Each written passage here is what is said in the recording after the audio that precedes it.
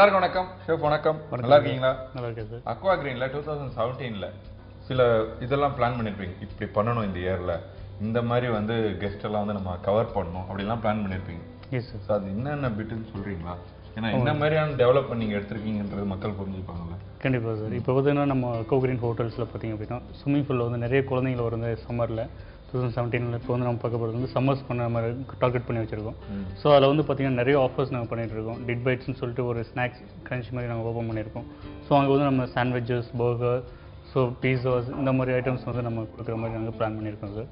So இது மட்டும் இல்லாமல் நான் வந்து இப்போ வந்து சண்டே ஸ்பெஷல் பிரியாணி போட்டுருக்கோம்.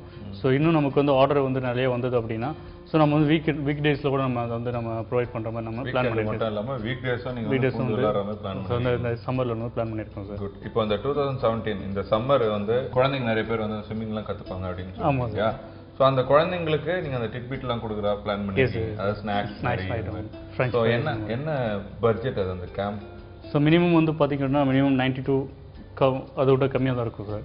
ஸோ 90 ருபீஸ் எடுத்தாலும் 45 to 50 இந்த மாதிரி தான் நம்ம ஸ்நாக்ஸ் கொடுத்துட்ருக்கோம். ஸ்நாக்ஸ் ரேட் அது இருக்கும். சம்மர் கேம்ப்னு இருக்கும்ல, ஸ்விம்மிங்க்கு வந்து இந்த கேம்ப் இந்த ப்ரைஸ் அப்படின்னு ஒரு சார்ட் இருக்கும்ல. ஆமாம் சார். ஒரு 5000 rupees 2000 rupees இத்தனை days room with swimming pool இந்த மாதிரி நீங்கள் காம்போ மாதிரி கேட்குறீங்க இல்லைங்களா?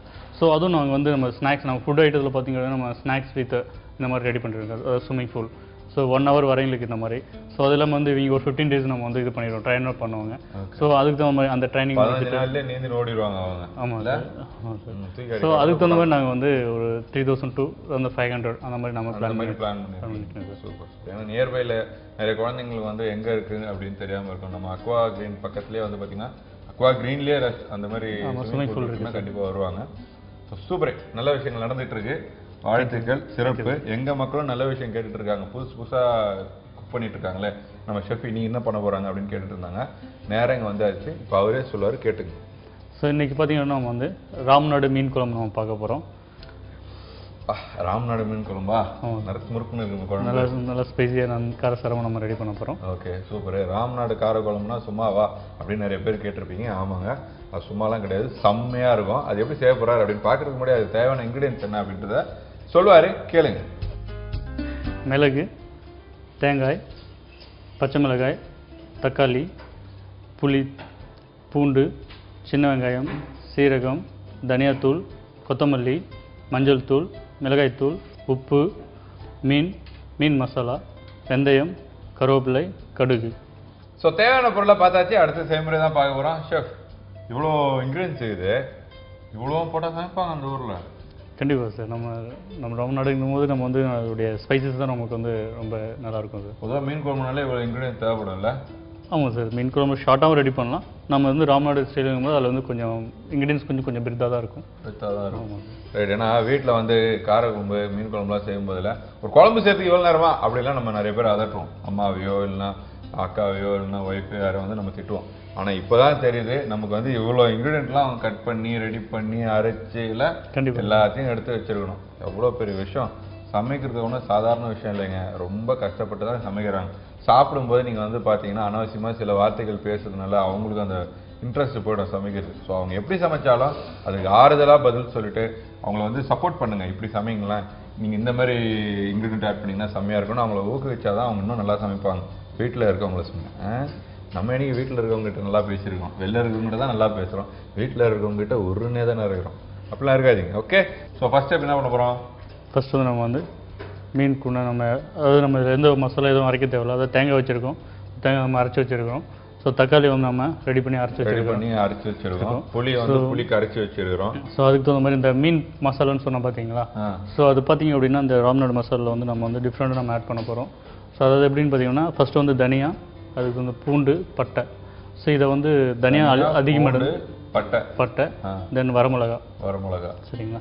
ஸோ இந்த ஐட்டத்தை எப்படி ஆட் பண்ணணும்னு பார்த்தீங்கன்னா தனியா வந்து கொஞ்சம் அதிகமாக இருக்கணும். அதாவது 2 டீஸ்பூன் போட்டுக்கோங்க. ஸோ அதை விட வந்து 2 வரமிளகா. ஸோ அது கூட வந்து பட்டை சும்மா ஒரு பட்டையில் வந்து கொஞ்சமாக ஓரளவுக்கு அந்த அளவுக்கு மட்டும் எடுத்துட்டு அதை வந்து நல்லா பவுடர் பண்ணி எடுத்து வச்சுக்கணும். ஸோ அதுதான் வந்து நம்ம ராம்நாடு மசாலா. அதுதான் இப்போ நீங்கள் சொன்னீங்க அந்த ஃபிஷ் மசாலான்னு சொன்னீங்க. அந்த ஃபிஷ் மசாலான்னு சொன்ன பார்த்தீங்களா? அதுதானே இது. நான் கூட என்ன நினச்சேன், அதான் நம்ம கடையில் இந்த சிக்கன் கடையில் போனால் சிக்கன் மசாலா அப்படின்னு ஒரு பேக்கெட் பண்ணலாம். அந்த மாதிரி மீன் மார்க்கெட்டுக்கு போனால் அது விற்பாங்க அப்படின்னு நினச்சிருந்தேன். இல்லை சார், இது வந்து நம்ம வீட்டில் ரெடி பண்ணக்கூடிய மசாலா தான். வீட்டில் ரெடி பண்ணி எடுத்துறீங்களா? இல்லை சார், நம்ம வீட்லேயே நம்ம ரெடி பண்ணலாம் சார். இந்த மசாலா ரெடி பண்ணிக்கலாம். ஆமாம் சார். Okay, good. ஸோ அடுத்து வேற வந்து எல்லாமே ஓகே. மீன் என்ன மாதிரியான மீன் வாங்கணும்? மீன் வந்து நம்ம எந்த மாதிரி எந்த மீன் ஆட் பண்ணிக்கலாம். முள்ளே இல்லாத மீன், வஞ்சர மீன் மாதிரி கூட நம்ம வாங்கி வச்சுக்கலாம். ஆமாங்க. வஞ்சர மீன் கூட நடுவில் முள் இருக்குல்ல. சார் அங்கேருந்து யாராவது பேசுவாங்க. ரெடி. இப்போ வந்து கடை ஹீட் ஆகிட்டு இருக்கு. ஹீட் ஆகிடுச்சு. இது கூட வந்து எண்ணெய் தேவையான அளவு நம்ம எண்ணெய் ஆட் பண்ணுறோம். எண்ணெய் ஹீட் ஆனதுக்கப்புறம் கடுகு சிறிதளவு, அது கூட சீரகம்,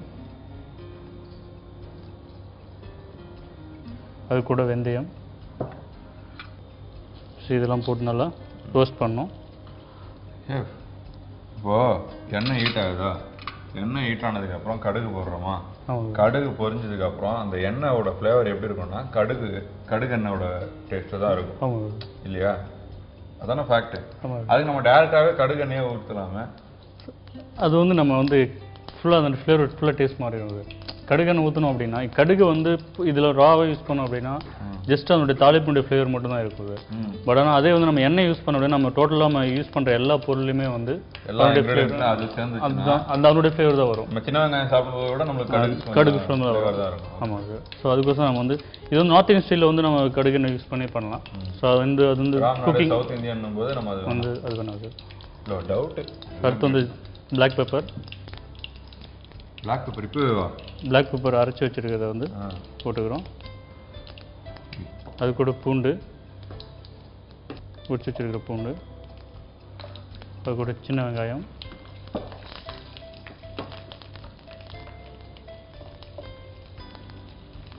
சரி நல்லா வந்து ப்ரௌன் ஆகணும். எண்ணெய் நம்ம இருக்கும்போதே நம்ம அந்த இது போட்டோமே மிளகுத்தூள். ஆமாம் சார். அது ஏன் அந்த ரீசன்? இது வந்து உங்களுக்கு போட்டதுக்கு அப்புறம் தான் நம்ம பெப்பர் போடுவோம். ஆமாம் சார். நீங்கள் வந்து இந்த இது வந்து லாஸ்ட்டாக உங்களுக்கு சாப்பிடும்போது தெரியும். இல்லை உங்களுக்கு லாஸ்ட்டாக கிரேவி வரும்போது அதனுடைய பெப்பர் ஃபஸ்ட்டில் போட்டனுடைய இதனுடைய எஃபெக்ட் உங்களுக்கு லாஸ்ட்டாக அந்த கலர் அதனுடைய பெப்பர்னுடைய ஃப்ளேவர் அப்போ வந்து உங்களுக்கு தெரியும் சார். தெரியும். ஆமாம் சார். ஃபஸ்ட்டில் உங்களுக்கே தெரியாது சொல்கிறது இல்லை. இப்போ வந்து ஃப்ளேவர் இருக்குது பார்த்தீங்களா, அந்த பெப்பர் ஃப்ளேவர் வருது பாருங்கள். ஆமாம். ஸோ அதுக்கோசம் தான் ஃபஸ்ட்லேயே வந்து நம்ம ஆயிலில் வந்து அந்த பவுடர் போட்டு அந்த ஜீரா பெப்பர் கூட சேர்ந்ததுன்னா அது ஒரு நல்ல ஃப்ளேவர் வரும் சார். ஸோ இது கூட வந்து நம்ம டொமேட்டோ பேஸ்ட் ஆட் பண்ண போகிறோம். ஸோ நம்ம அரைச்சி வச்சிருக்கிற தக்காளி பேஸ்ட் நம்ம ஆட் பண்ண போகிறோம். ஸோ இதனால் நம்ம கொதிக்க விட்டுட்டு, ஆனால் சின்ன வெங்காயம் தான் யூஸ் பண்ணணும் இல்லையா? இல்லை சார், இதில் நம்ம பெரிய வெங்காயம் யூஸ் பண்ணிக்கலாம் சார். பட் டேஸ்ட் மாறுமே. இல்லை நம்ம பெரிய வெங்காயம் நம்ம யூஸ் பண்ணிக்கலாம் சார். இது வந்து நம்ம ஃபஸ்ட்லேயே வந்து ஆனியன் சாத்தே பண்ணுறதுனால நமக்கு வந்து நம்ம கிரேவி சிக்கன்ஸ்க்கோசம் நம்ம வந்து ஃபஸ்ட்லேயே வந்து பெரிய வெங்காயம் நம்ம யூஸ் பண்ணிக்கலாம். சின்ன வெங்காயம் தான் யூஸ் பண்ணணுன்றது கிடையாது ராம்நாட்டில். பெரிய வெங்காயம் யூஸ் பண்ணாலும் யூஸ் பண்ணிக்கலாம், நல்லா கிரேவி வரும். ஸோ இது கூட வந்து கருவேப்பிலை, அது கூட மஞ்சத்தூள்,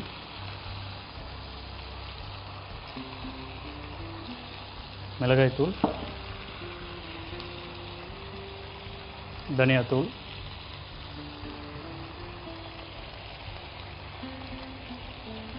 ஸோ இப்போ இந்த மசாலாலாம் போட்டுட்டு கொதிக்க விட்றோம். மிளகாத்தூள், தனியாத்தூள், இந்த மசாலையாக நம்ம ஆட் பண்ணி கொதிக்க விட்றோம். நல்லா அந்த தக்காளி கூட நம்ம வந்து சேர்த்து நல்லா கொதிக்க விட்றோம். தக்காளி அரைச்சி போடுறதுக்கு பதிலாக நம்ம வந்து கட் பண்ணி போட்டால் நம்ம கொஞ்சம் கிரேவிஸ் வந்து இன்னும் கொஞ்சம் நமக்கு வந்து ட்ரையாக வரும் சார். ஆக்சுவலாக இப்போ பார்த்தீங்கன்னா இந்த கிரேவி வரும் டொமேட்டோலேயே வந்து நம்ம கிரேவி வந்து நல்லா ஊற்றாமலே நம்மளுக்கு அந்த கண்டென்ட் இருக்குது. ஸோ நம்ம டொமேட்டோ பேஸ்ட் போட்டால் அது மாதிரி தொக்கு மாதிரி நம்ம ரெடி பண்ணிவிட்டு அதுக்கப்புறம் நம்ம வாட்டர் ஆட் பண்ணிவிட்டு ஸோ அதுக்கப்புறம் வந்து தேங்காய் பேஸ்ட் போட்டு நம்ம ரெடி பண்ணுவோம். ஸோ இது பார்த்திங்கன்னா நம்ம டொமேட்டோ பேஸ்ட் வந்து நம்ம யூஸ் பண்ணோம். அது இல்லாமல் வந்து இது நல்லாயிருக்கும். அதை சாப்பிடும்போது வந்து பார்த்திங்கன்னா அந்த ரசம் தொக்கு ஒரு ஸ்பூன் தொக்கு எடுத்தாலே போதும். ரெண்டு கட்டி அந்த மாதிரி நம்ம சாப்பிடலாம். 2 கட்டி சாதத்துக்கு வந்து நம்ம பேசி சாப்பிடலாம். ஆமாம், ஊறுது போல இருக்கேன். ஸோ இது தண்ணியாக நம்ம ஆட் பண்ணோன்னா அது நம்ம குவான்டிட்டி அதிகமாக இருக்கிற மாதிரி காட்டும். ஆமாம் சார். இது கூட வந்து நம்ம புளி தண்ணி ஊற்ற போகிறோம். வெள்ளை புளியா கருப்பு புளியா? நம்ம யூஸ் பண்ணுறது கருப்பு புளி யூஸ் பண்ணியிருக்கோம் சார். ஸோ இதோட கருப்பு புளி இன்னும் நல்லா ஓல்டு புளின்னு சொல்லுவாங்க. ஸோ அந்த புளி யூஸ் பண்ண இன்னும் நல்லாயிருக்கும் மீன் குழம்பு, ராமநாடு மீன் குழம்பு. புளிப்பாக இருக்குமே. ஆமாம் சார். இது கூட வந்து கொஞ்சம் தண்ணி ஆட் பண்ணிக்கிறோம் கொதிக்க விடுறதுக்கு. ஓகே, கொஞ்சம் தான் இல்லையா? ஆமாம் சார். இது நல்லா கொதிக்கும். இது நல்லா கொதிச்சதுக்கப்புறம் நம்ம வந்து அரைச்சி வச்சுக்கிற தேங்காய் பேஸ்ட் வந்து ரொம்ப அதிகமாக தேவையில்லை. ஜஸ்ட்டு நம்ம கொஞ்சமாக ஆட் பண்ணால் போதும். அதாவது நம்ம கிரேவி வந்து கொஞ்சம் திக்னஸாக தெரியறதுக்கோசரம் வந்து நம்ம தேங்காய் பேஸ்ட் ஒரு ஸ்பூன் ஒரு 2 ஸ்பூன் நம்ம ஹீட் பண்ணால் போதும். சரி, இதெல்லாம் ரெடி பண்ணிட்டு ஃபைனலில் தான் நம்ம மீன் போட போகிறோமா? ஆமாம் சார். சரி, இந்த மாதிரி ரெடி பண்ணிட்டு நம்ம வந்து கறி சிக்கன் போட்டால் அது வந்து நல்லா இருக்காது சார். நம்ம யூஸ் பண்ணுறது வந்து மசாலா, நம்ம யூஸ் பண்ணுற இன்க்ரீடியன்ஸ் எல்லாம் வந்து ரொம்ப டிஃப்ரெண்ட்ஸ். ஸோ இதில் வந்து நம்ம சிக்கன் போட்டோம் அப்படின்னா வந்து நல்லா இருக்காது, டேஸ்ட் வந்து நல்லா இருக்காது. இல்லை, ஒரு டவுட்டு தான். ஏன்னா வீட்டில் நம்ம செய்யும்போது பார்ப்போம் இல்லையா, எல்லாம் ஃபினிஷ் பண்ணுவாங்க, கடைசியில் தான் சிக்கனையோ இல்லைனா ஃபிஷ்ஷோ போடுவாங்க.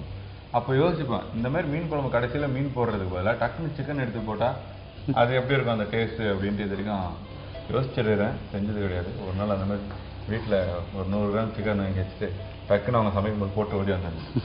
எப்படி இருக்குது அந்த டேஸ்ட்டும் எப்படி இருக்குன்னு நம்ம பார்க்க வேண்டியதானே. இப்போ கொதிச்சிருச்சு, நம்ம புளி தேங்காய் ஊற்றுறது நல்லா கொதிச்சிட்ருக்கு. ஸோ இது கூட வந்து நம்ம மீன் போட போகிறோம். மீன் எந்த மீன் வேணாலும் நம்ம ஆட் பண்ணி. ஸோ நம்ம வந்து நமக்கு பிடிச்ச க்ளீன் பண்ணி போடணும். நல்லா க்ளீன் பண்ணி வச்சுக்க நம்ம சுத்தமான மீனை நம்ம வந்து இதில் போட போகிறோம். ஸோ இப்போ வந்து மீன் குக் ஆகிட்டு இருக்கு. இது கூட வந்து நம்ம கீறி வச்சுருக்கிற பச்சை மிளகாய். ஸோ இது வந்து பச்சை மிளகாய் லாஸ்ட்டாக நம்ம எதுக்கு போகிறோம் அப்படின்னா, ஸோ அதனோட இருக்கிற கிரீன் சில்லி ஸ்பைசஸ் நமக்கு சாப்பிடும்போது நமக்கு நல்லாயிருக்கும். நல்லா அந்த பச்சை ஃப்ளேவர் வந்து நமக்கு நல்லா டேஸ்ட்டாக இருக்கும் அது. ஸோ அது கூட வந்து நம்ம ஆட் பண்ணுவோம். ஸோ இப்போ நல்லா பாயில் ஆச்சுன்னு பார்த்தீங்க அப்படின்னா, ஸோ ஃபிஷ் நல்லா ஓரளவு குக் ஆகி நம்ம பாருங்கள் கிரேவி கண்டென்ஸ் இந்த அளவுக்கு தான் இருக்கணும். ஸோ இதை விட ரொம்ப திக்காக இருந்தாலும் நமக்கு வந்து அதனுடைய ஃப்ளேவர் நல்லா இருக்குது. அதான் நம்ம ரைஸ் கூட பெசன் சாப்பிடும்போது நம்ம போட்டோம் பார்த்தீங்களா, மிளகு ஜீரகம் போட்டோம் பார்த்தீங்களா. ஸோ இப்போ வந்து அந்த உலக தண்ணியோட சாப்பிடும்போது நமக்கு அதனுடைய டேஸ்டஸ் அதனுடைய ஃப்ளேவர் எல்லாமே நமக்கு தெரியும் சார். நல்லா கொதிச்சிட்ருக்கு. ஸோ இது கூட வந்து தனியா சாப் பண்ணி வச்சுருக்கிற கொத்தமல்லி. இப்போ வந்து நமக்கு லாஸ்ட்டாக வந்து ஃபைனலாக வந்து நம்ம உப்பு ஆட் பண்ண போகிறோம். உப்பு ஆமாம் சார், அதான் நம்ம ஆடே பண்ணுறோம். ஆமாம் சார், தேவையான அளவு உப்பு.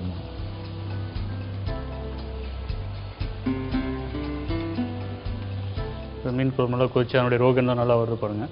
ஸோ இதில் வந்து அந்த க்ரீன் சில்லினுடைய ஃப்ளேவர்ஸ் வந்து இப்போ நல்லா இறங்கி ஓரளவுக்கு நல்லா இறங்கியிருக்கும் பாருங்கள். அந்த க்ரீனுடைய ஃப்ளேவர்ஸ் அதை நம்ம ஃபஸ்ட்லேயே க்ரீன் சில்லி போடக்கூடாது இதில்.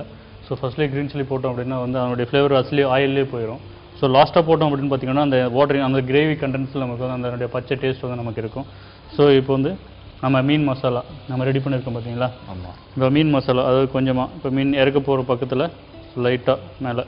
அப்போ அது பச்சையாக தெரியாதா நமக்கு அந்த ஸ்மெல்லு? இல்லை சார், நல்லாயிருக்கும். அந்த ஃப்ளேவர் வந்து ரொம்ப நம்ம அதிகமாக ஆட் பண்ணக்கூடாது. ஜஸ்ட்டு ஒரு கொஞ்சமாக ஒரு சிட்டிகை மாதிரி நம்ம ஆட் பண்ணோம்னா ரொம்ப சூப்பராக இருக்கும். இப்போ வந்து ராம்நாடு மீன் குழம்பு ரெடியா? அவ்வளோதான். நான் இன்னும் ஏதோ திருப்பி மறுபடியும் ஏதோ போடுவீங்க போல நினச்சி வெயிட் பண்ணியிருந்தேன். ஸோ இதுதான் இது அந்த கடைசியில் நம்ம ஆட் பண்ணுறது தான். ஆமாம் சார், சூப்பருங்க, பிரமாதமாக ரெடி பண்ணீங்க. நீங்கள் நானே வந்து இன்னைக்கு என்னதான் நீங்கள் சமைக்கிறீங்கன்னு ஒன்று பார்த்துருந்தேன். ஏன்னா இத்தனை நாள் நீங்கள் சமைச்சது மக்கள் எப்படி சமைச்சிருவாங்கன்னு தெரியும். இவ்வளோ இன்க்ரீடியன்ட் இருக்கு, நீங்கள் எப்படி சமைக்கிறீங்க என்ன பண்ணுறீங்க அப்படின்னு பார்த்துட்டு இருந்தேன் நான். சூப்பர், நல்லா தான் சமைச்சிருக்கீங்க. நானும் இன்னைக்கு வீட்டில் போய் முடிஞ்சா நானும் இதை போய் ட்ரை பண்ணுறேன். கண்டிப்பாக சார், நல்லா இருக்கும், ரொம்ப நல்லா இருக்குது அப்படின்றத பாக்குறேன். ஸோ இப்போ இதை நம்ம அழகாக டிஸ்பிளேல வச்சு மக்களுக்கு காட்டலாம். Okay okay.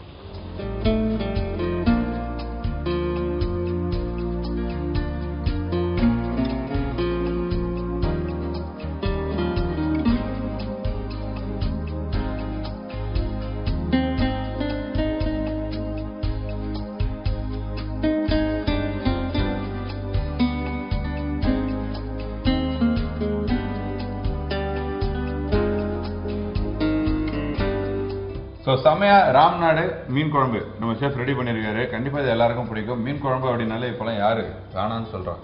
இப்போ இல்லை, எப்பவுமே யாரும் வேணான்னு சொல்ல மாட்டாங்க. அவங்கவுங்க வீட்டில் யாராவது ஒருத்தர் வந்து மீன் பிரியராக இருப்பாங்க. மீன் குழம்பு வச்சா 4 நாள் அதை ஹீட் பண்ணி சூடு பண்ணி சாப்பிட்ற அளவுக்குலாம் தீவிரமான ஆளுங்களாக இருக்காங்க.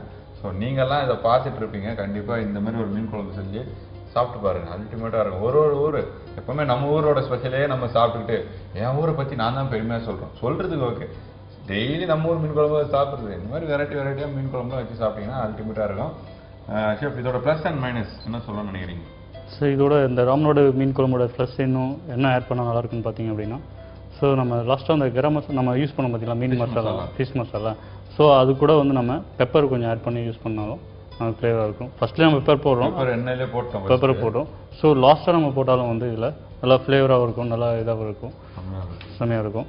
ஸோ இது கூட வந்து என்ன மைனஸ்ன்னு பார்த்தீங்க அப்படின்னா, இதில் நம்ம தேங்காய் பேஸ்ட் ஆட் பண்ணுறோம் இதில். ஸோ நம்ம தேங்காய் பேஸ்ட் நம்ம யூஸ் பண்ணாமல் கூட நம்ம இதை பண்ணலாம். ஸோ நமக்கு வந்து தேங்காய் பிடிக்கல அதாவது தேங்காய் வந்து நமக்கு ஒரு மாதிரி இருக்கும், தேங்காய்லாம் நமக்கு டிஸ்டர்பாக இருக்கும் அப்படின்னு சொன்னால் ஒரு மாதிரி ஸ்வீட் கண்டென்ட் மாதிரி வேணும், எனக்கு காரச்சாரமாக வேணும் அப்படின்னு தேங்காய் ஆட் பண்ணாமல் நம்ம ஜஸ்ட் அந்த டொமேட்டோ பேஸ்ட்லேயே வந்து புளி கரைச்சி ஊற்றி நம்ம ரெடி பண்ணலாம். போயிடலாம். அந்த ஒரு ஸ்பூன் ஆட் பண்ணுங்க தேங்காய், அது சேர்க்காம நம்ம சாப்பிடணும். சூப்பர், செம்மையாக ப்ளஸ் அண்ட் மைனஸை சொல்லியிருக்கீங்க அல்டிமேட்டாக. அது மட்டும் இல்லாமல் இன்னொரு விஷயம் சொல்லணும் அப்படின்னு நினச்சேன். நம்ம நிகழ்ச்சியில் வந்து பார்த்தீங்கன்னா இந்த எங்கேயும் சமையல் அப்படின்றதுல வந்து பார்த்தீங்கன்னா 4 செக்மெண்ட் போயிட்டு இருக்கு, அது உங்கள் எல்லாருக்கும் தெரியும். அதில் வந்து செஃப் சாய்ஸ் ஷெஃபே வந்து பார்த்தீங்கன்னா சமைப்பார். இன்னொன்று வந்து சமையல்.com அப்படின்ற செக்மெண்ட்டில் வந்து நிறைய பேர் எப்படிங்க நாங்கள் வந்து சமைக்கலாமா அப்படின்னு கேட்குறீங்க. கரெக்டாக அந்த செக்மெண்ட்டில் தான் வந்து சமைக்கலாமான்னு கேட்குறீங்க. நீங்கள் இல்லத்தரசிகள் அப்படின்னா நீங்கள் கண்டிப்பாக நம்ம நிகழ்ச்சியில் வந்து பார்த்தீங்கன்னா எங்கள் வீட்டு சமையல் அப்படின்ற செக்மெண்ட்டுக்கு நீங்கள் வந்து சமைக்கலாம். நான் வெளியூரில் இருக்கேனே நான் என்ன பண்ணுறது அப்படின்னா கவலையே வேணாம், அவங்களுக்காக மட்டும்தான் சமையல்.com அப்படின்ற ஒரு செக்மெண்ட் இருக்குது. நீங்கள் வந்து வாட்ஸ்அப், அதாவது நிகழ்ச்சி முடியல ஒரு நம்பர் வரும் இல்லை, அந்த நம்பருக்கு வந்து நீங்கள் வந்து ஒரு பேப்பரில் எழுதிடணும், கதையாக எழுதிடணும். இது இன்க்ரீடியன்ட் எவ்வளோ, இந்த இன்க்ரீடியன்ட் எவ்வளோ, அப்புறம் செய்முறையை வந்து எழுதிட்டு ஃபோட்டோ எடுத்து அந்த வாட்ஸ்அப்புக்கு அனுப்பிச்சிங்கன்னா இன்றைக்கோ நாளைக்கோ நாளான்னைக்கோ எப்போ சமையல்.comலையும் உங்களது வரதுக்கான வாய்ப்பு இருக்குது. நீங்கள் தொடர்ந்து பார்த்துட்டே இருக்கலாம். இப்போ நம்ம நிகழ்ச்சியில் இன்றைக்கி நம்ம ஷெஃப் வந்து ரொம்பவே பிரமாதமாக மீன் குழம்பு செஞ்சு கொடுத்துருக்காரு. ராம்நாடு ஸ்பெஷல் மீன் குழம்பா. ஸோ எங்கள் மக்களுக்காக பிரமாதமாக சமைச்ச உங்களுக்கு மக்கள் சார்பாக வாழ்த்துக்கள். Thank you sir. ராம்நாடு மீன் குழம்பு செய்கிறது எப்படின்னு ரீகேப் சொல்லுவார், கேளுங்க.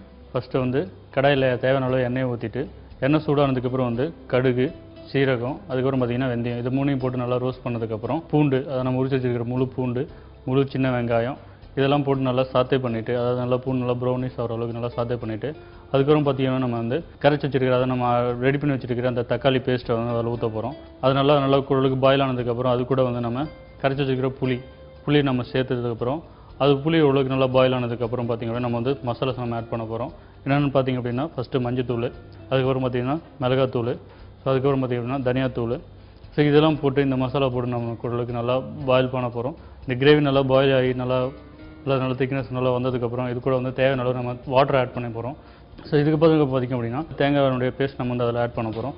அதை ஆட் பண்ணி ஓரளவுக்கு நல்லா பாயில் பண்ணதுக்கப்புறம் பார்த்திங்கன்னா நம்ம வாஷ் பண்ணி வச்சுருக்கிற மீன் எடுத்து நம்ம அதில் போட்டுட்டு அதை நல்லா பாயில் பண்ண போகிறோம். ஸோ மீன் பாயில் ஆகிட்டே இருக்கும்போது வந்து நம்ம மீன் கீழே வச்சுருக்கிற அந்த பச்சை மிளகாய் நம்ம அதில் மேலே போட போகிறோம். ஸோ இந்த மாதிரி சைடில் பாயில் ஆகிட்டே இருக்கும்போது வந்து நம்ம ரெடி பண்ணி வச்சுருக்கிற அந்த மீன் மசாலா போட்டு பாயில் பண்ணோம் அப்படின்னா பார்த்திங்க அப்படின்னா ராம்நாடு மீன் குழம்பு ரெடி.